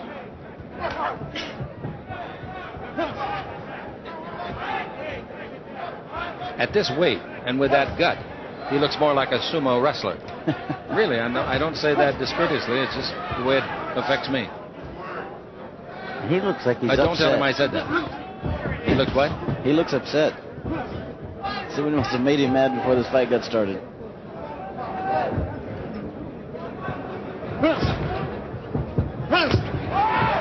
Almost. Almost. It was a glancing blow.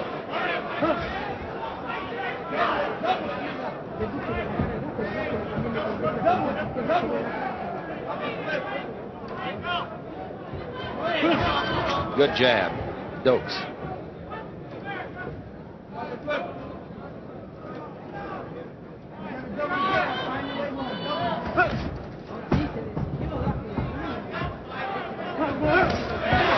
That hurt. Dokes with a good right hand, following a short left jab. That wobbled my legs, and I'm sitting down. Ascola doing some running now.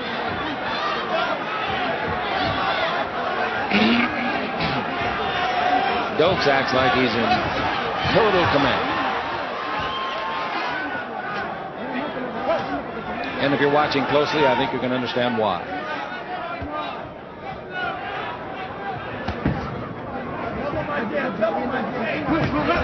Ooh, good right hand. A combination, in fact. You know, this guy, no wonder he's never been down, Chick. He's got a heck of a chin. Yeah, and he's got fast legs.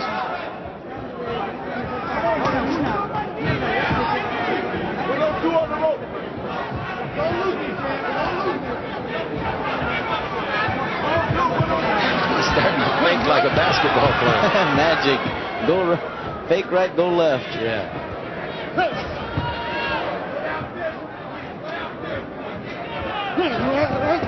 Round number 3, trying to counter punch.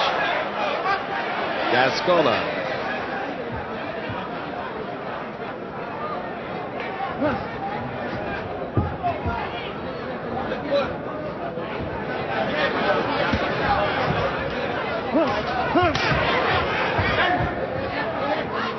Gascola carrying the hands very low now.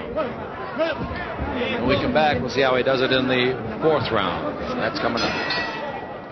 All right, how have we got it scored? Just like Bert Saberhagen, he's got him pitching a shutout. 30 to 27. 27. Winner of a round getting 10, in case you missed our pre-boxing card announcement by Ruben Castillo. And unless he's knocked down, the loser of a round gets 9. Dokes each round has upgraded the tempo. He'd be awesome. slimmed down to about what, 230? Yeah, I would say 230 to 25. I think he'd be great. He's at 246 tonight. Last time we saw him here, and he won by a knockout in the 7th round, and he weighed 253. I bet he's above that right now. After you Sure, after the weigh-in, right. sure, this morning. He prides himself as a gourmet chef.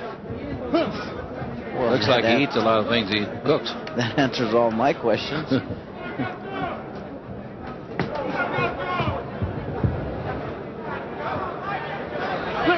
toughest opponent he ever faced was drug rehabilitation. He's done a good job of it and now preaches to youngsters all over the country. Oh, that's a good right hand. That buckled the legs of D'Ascola. First time the Argentinian appeared to really be hurt. At 6'3", you can generate an awful lot of power. 6'3", 246. The thing that he doesn't do, he doesn't sacrifice, it appears, quickness, speed. That's right.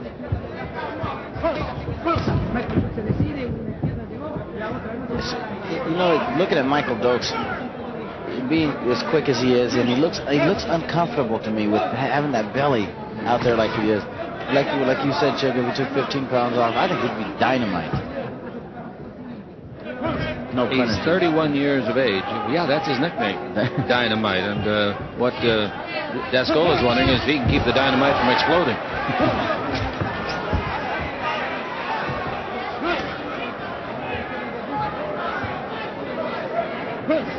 Oh, straight left jab shook the head of D'Ascola. Look how quick Dokes is counter punching. He just walks around the ring. There's no dancing.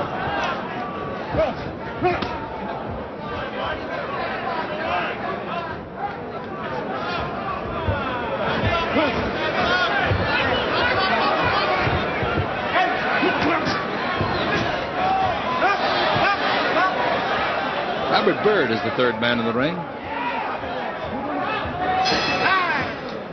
So the end. Wonder if he'll ever fight again. He's the first to ever gross over $100 million in boxing, the first fighter in the world. And to be unscarred like he is, remember he had a detached retina for a while, but apparently that's been totally healed. Nobody gave him a chance after that operation of coming back, and he did.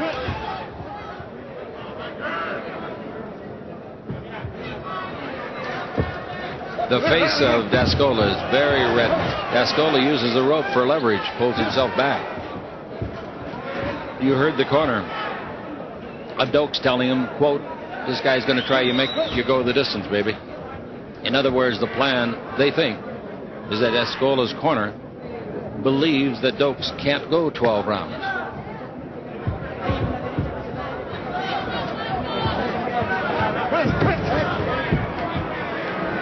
Well, I don't think Michael wants to go 12 rounds. No, he doesn't. Look at that left jab from a heavyweight. So quick. Whoa! A hook.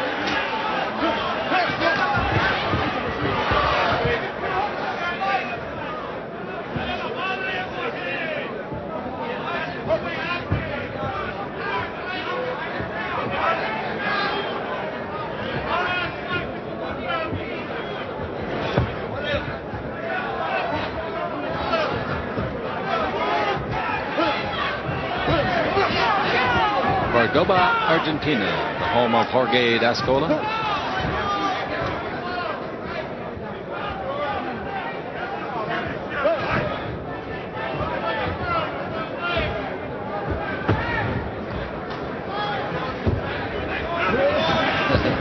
You see D'Ascola looking for a place to run to? Right along the rope.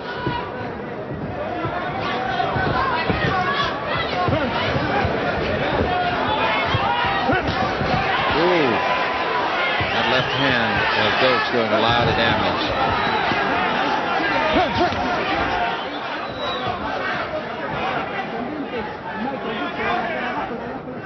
Oh, that's a good left hand right on the Adam's apple of Dokes.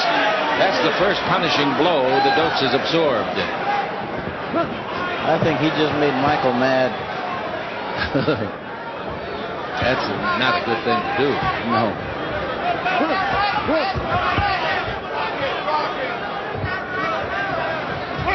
Oh, a right hand to the jaw of D'Ascola. Round 5 becomes history on Prime Ticket. Round number 6, scheduled for 12. Dokes brought the championship of the WBA Intercontinental Heavyweight Division belt into the ring with him, wants to take it home, but D'Ascola thinks it would look real good down in Cordoba, Argentina. Most of his record has been established. Oh, right hand put him down. A beautiful right hand. A feint with the left. And then Dokes delivered a right hand. The bridge of the nose of D'Ascola is bloody. Referee Robert Byrd counting. The legs are wobbly. We're in round number 6, and Dokes is told to stay in his corner as the referee Robert Byrd, a great official, asked D'Ascola, "Are you okay?" And D'Ascola said yes. He's not okay, I can tell you that. But he is up on his feet, and a game youngster he is at 28 years of age. Now he's talking to Dokes. He's egging him on. Wow. Says, "Come on. You want to fight? Let's fight." The fans are going crazy. "Let's go outside," he said. Oh, look at this. This is going to be fun. He's never been down. This is his first time in his career he's been down. The first time in his history that he's ever been down. And he got a right hand to put him down. He's telling Dokes, "Come on. I came over here to fight a quality fighter. Show me how good you are." Dokes says, "Don't get in a hurry, baby." Quite a bit of blood coming out of the cut along the nose of D'Ascola. Nothing that would stop the fight because the blood is below the eyeball.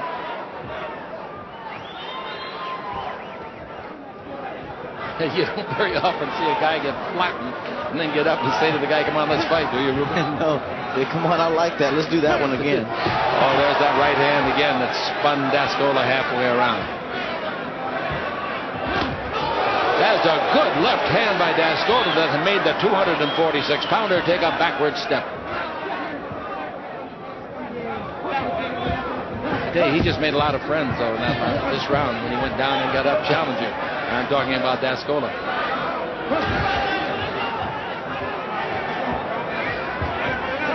Oh, quick. Rapier-like quick. And now again, the taunting of D'Ascola.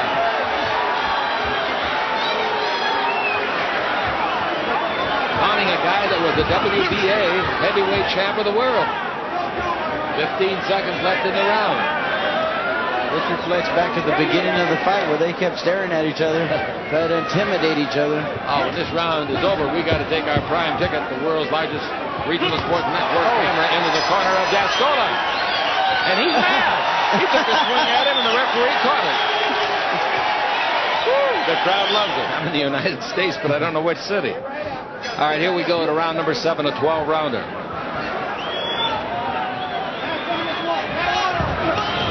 They have staunched the scratch on the nose of D'Ascola, no longer bleeding. Probably will start again. Ooh. Double quick jab. Right above us now. We're at the Great Western Forum, one of the world's most beautiful sports packages.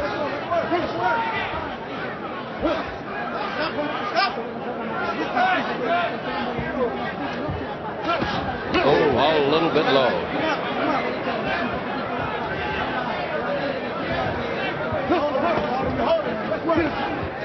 They were putting ice in the trunks of D'Ascola between rounds. And one more low blow like that, little snow cones would be falling out of his trunks.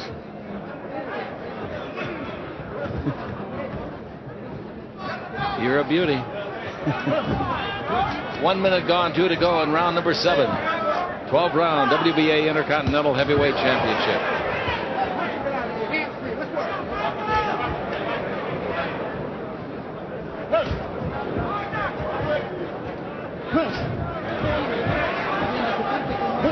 Of Dokes' 40 professional wins have been via the knockout. He snaps the head of D'Ascola back.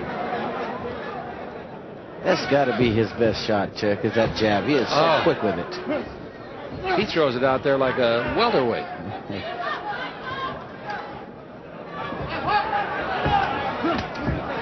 That's another good left hand by Dascola. Same spot, Adam's apple. Oh, the blood's coming from the nose of Dascola now.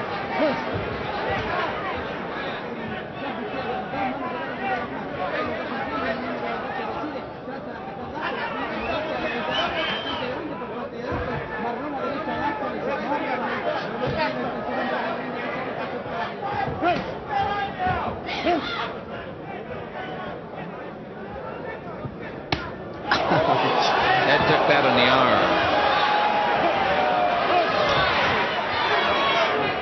Look at this kid taunting Dokes again.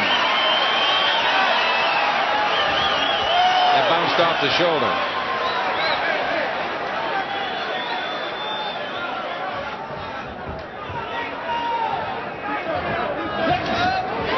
That left cross just missed.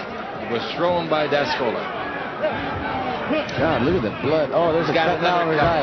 Yep, there's a cut in the corner of the left eyebrow, as well as on the bridge of the nose. That was a jab there, Chick, to cut him on the left eyebrow. All right, edge of the left eyebrow. He was declared by Dr. James McMahon fit to continue. And here we go to round number 8. What's the scoring? I've got Dokes pitching a shutout, 70-62. There was a 10-8 round back in the 5th round with that knockdown. All right, here we are. 6th round. In the 8th round. One of these guys will be the WBA Intercontinental Heavyweight Champion when this fight's over. The challenger, of course, is Dascola. The champion is Dokes.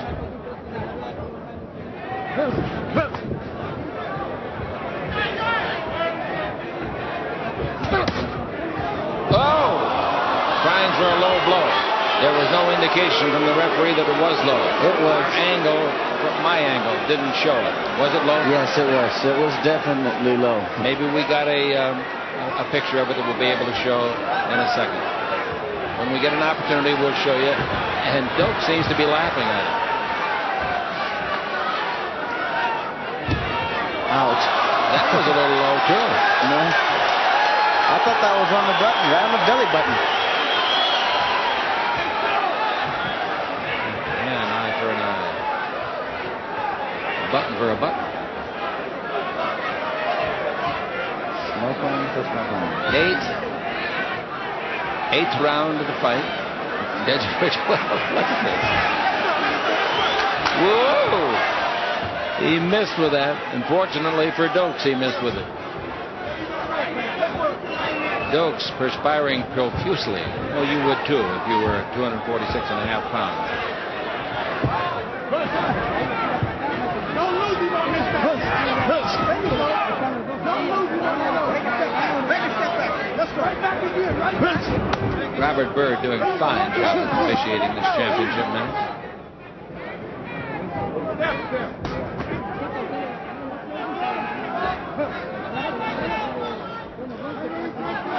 Final minute of round 8.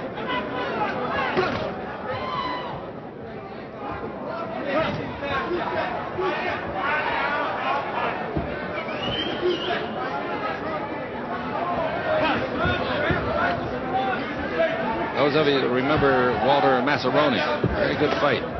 Turd. And in 1986, his kid Dascola beat him.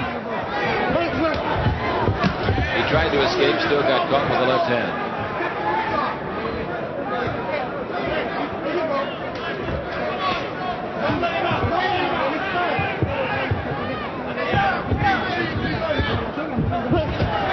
Boy, for a big man, Dokes is clever on his feet, isn't he? Sure is.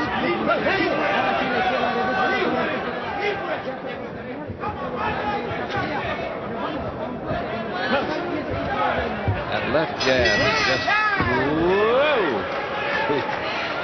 Pitcher for the Royals. He was the Cy Young Award winner. He's from Reseda, California, out in the San Fernando Valley. Round number 9. That was something. Way up high, like, oh, Dokes picked off a shot, then sent one home.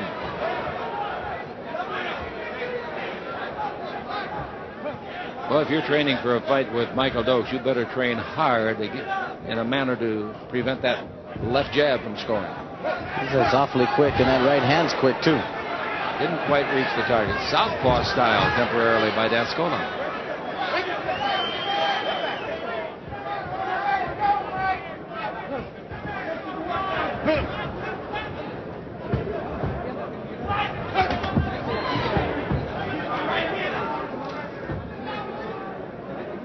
One minute gone, 2 to go in round 9 of our 12-rounder.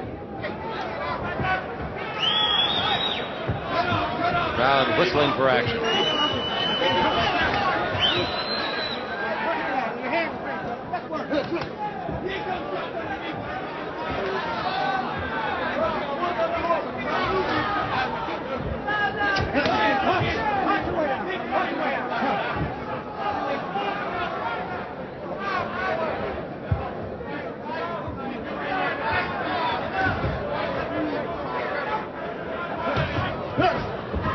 Left, right.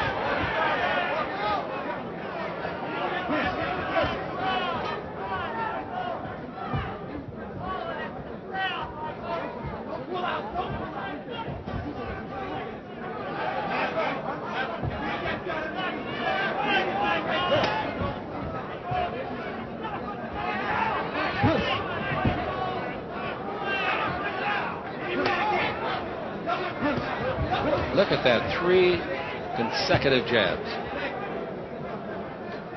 He's awfully quick. And he throws them from his pant leg. Yeah, that's not just a flick that comes out there. He hits you. Oh, he walked into it. Dascola coming in, got caught right on the chin. He's up. He looks strong. He looks at least 3/4 revived. Robert Byrd said, "Can you fight?" And he said, "Yes." Oh, another left hook. Caught another left hook. They're going to try to finish him right here now. We only got about 10 seconds left in the round. Right above us, they almost came over into our laps. 5 seconds left. The most productive round of the fight for Dokes. So quick. All right, here we go to the 10th round of this fight. Dascola comes out smiling.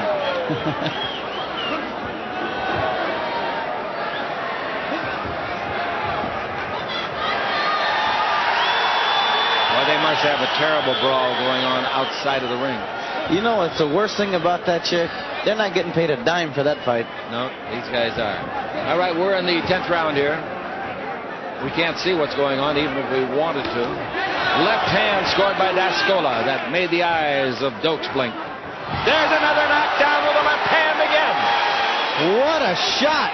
He's never been down before, but he must feel now like the thing that Otis invented, an elevator. He's been up and down. Are they going to fight some more? Yep, they are. 3 knockdowns so far for Dokes. And each one suffered at the punch of a left hand.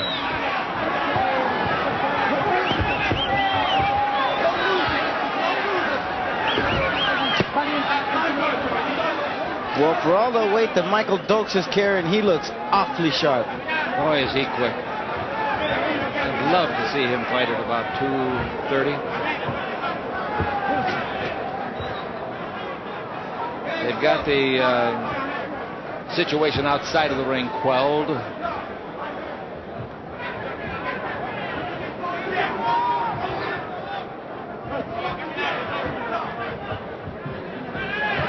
Those are dangerous situations when they're fought outside of the ring. A lot of spooks in the world these days.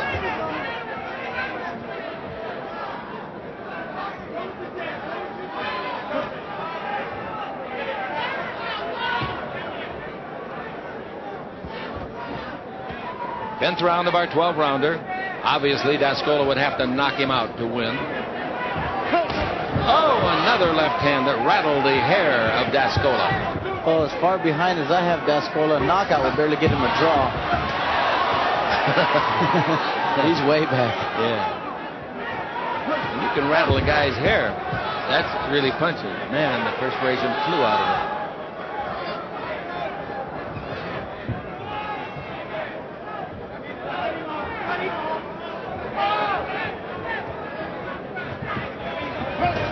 There's the left again. It's almost predictable. He creates the situation to make the left hand so effective by being so dangerous with the right hand. You're right.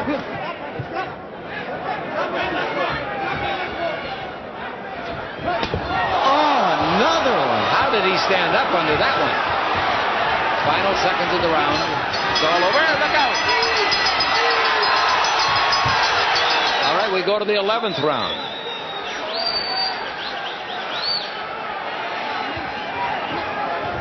A lot of action in this heavyweight bout. The amazing thing that sets up so much action is the ability to Dascola to come back and fight some more. Wow, he's taken a beating.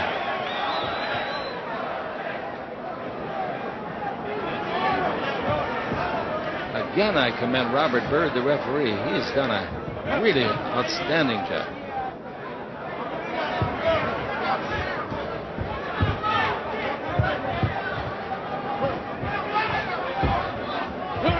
There's a right hand. That's what I'm telling you.